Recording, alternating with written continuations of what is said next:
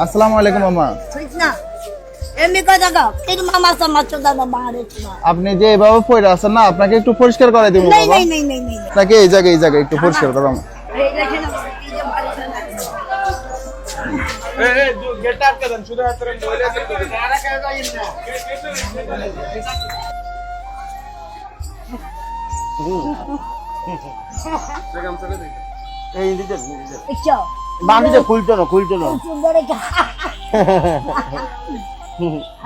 ওটা তো মাথা জ্বর ধরছে না, হয়তো চুলগুলো সুন্দর করে শ্যাম্পু করে ধুইয়ে দিতাম, বুঝেন নাই?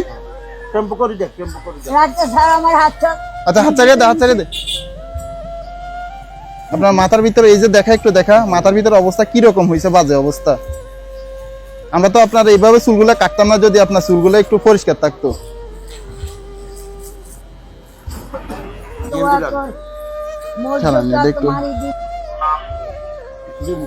জামিন করলাম তুই।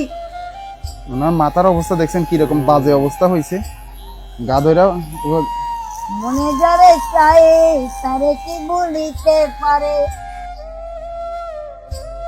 এইটার উঠতে দে। হ্যাঁ এটা ওই যে এনে রাখতেছিস দেখেন।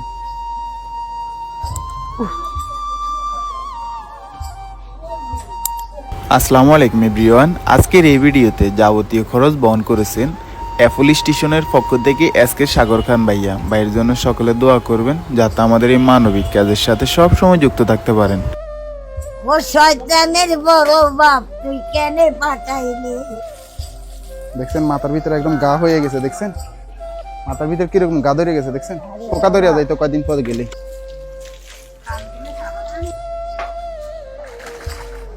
এটা আজ আমার বিয়া।